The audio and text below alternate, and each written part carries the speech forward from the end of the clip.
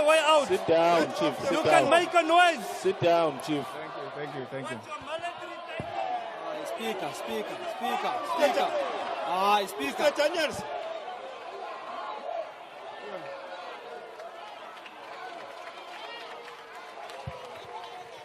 I think we need a breathalyzer now.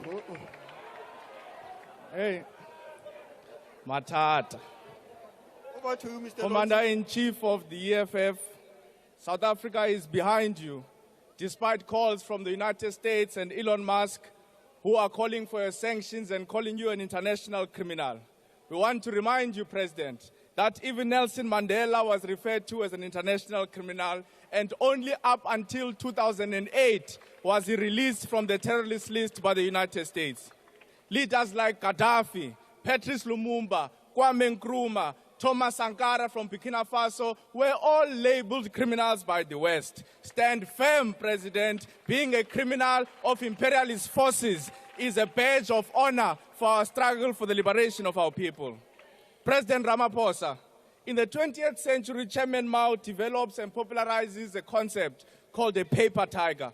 A paper tiger, President, is something that appears powerful and intimidating from a distance, but as you get closer to it, it's harmless, it's fragile, it's powerless. It's just a paper made of a tiger.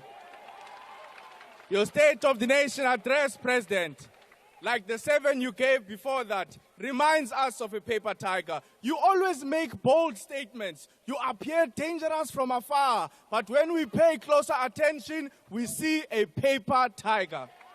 Your ministers and premiers are all praise singers, Mr. President. All of them did not engage in the substance of your SONA. They did not defend your SONA. They were just looking for your applause and affirmation. Your chief whip comes and speaks about the National Development Plan. Yet former President Thabo Mbeki, who all of you like to quote, keeps telling you, Mr. President, the NDP is not a plan. Why? A plan requires clear steps, time frames, measurable objectives, and defined responsibilities at each and every level of government. Now, President, let me take you to Singapore. When Singapore gains independence in 1965, they implement the Economic Development Plan, focusing on industrialization, education, and infrastructure.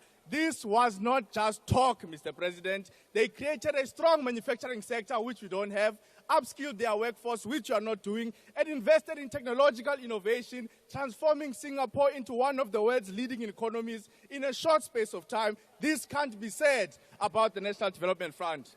Honorable Premier of Limpopo, please don't be narrow. When we say post-secondary education, we're not just talking about universities. We're talking about TVET colleges. We're talking about training centers. Come on, Minister. The Premier of the Northwest comes and talks about Tuncha Lerura accelerated service delivery campaign. But what he won't tell you, Mr. President, is that where he launched his campaign in Mamusa, if you go to Mamusa today, Batuba Runa, Batula Masipa, Bekeli Beke, because his failed PR stunt couldn't resolve the issue of sewage in the province of Northwest.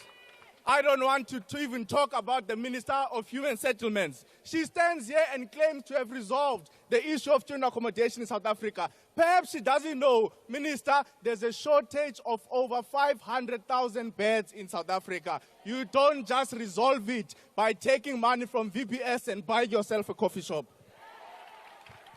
President, I want to invite you just across the road, President. When you were busy delivering your SONA, students at CPUT were sleeping outside, President. On Monday night, I went to visit one of the students who were arrested. Please, President, on your way to your 20-bedroom house in Clifton, pass District 6 so that you can see this crisis with your own eyes. President, we felt the pain of Minister Sihle Lonzi. He's a master's candidate. Rather, he's got a master's. He's got experience in governance. But you have reduced him into a boy and deputy minister of an illiterate, matriculate white man. You are reminding us of the racist corporate sector where our brothers and sisters must account to white juniors, even though they've got better qualifications and better experience than them. But, Mr. President, We are not shaken because we know that the faction of Helen Zille wants to dump this GNU. It's just John Steenhuisen who is still enjoying blue lights, even at the cost of his own constituency. Commander-in-Chief of the EFF, we want to show you that we're not just an opposition that talks. We have already presented before this parliament a student debt cancellation bill. We want this parliament to vote for that bill so that we can resolve the debt confronting more than 500,000 students in South Africa.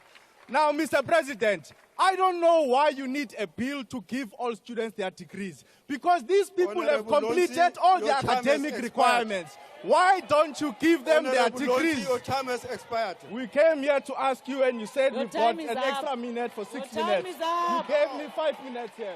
It's not going to happen. It's not going to happen. We Take your asked seat. you and you said we've got an extra minute here.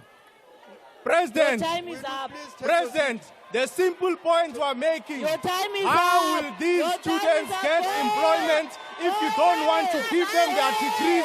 Give the students their degrees, give them their qualifications, give them their certificates so that they can be able to access employment opportunities. You don't need a bill for this. Release all degrees, Mr. President. Leave the podium. Abba.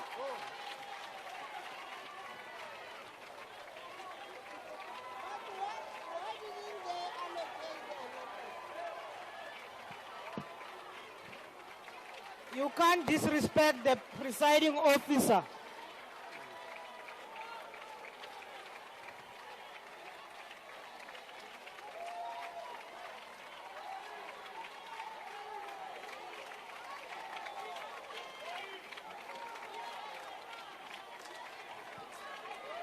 Thank you, honorable members.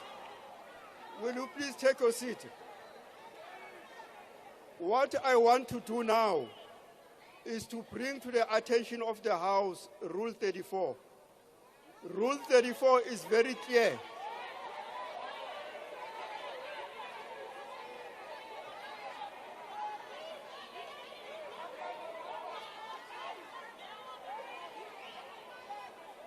What is very important is that we must maintain the decorum of the House. So I appeal to the House that as we move forward, we must respect the rules of the joint sitting. Because what is critical here is that, one, we cannot call each other by first name terms. We must respect each other according to Rule 34. So the next person who's going to be on the podium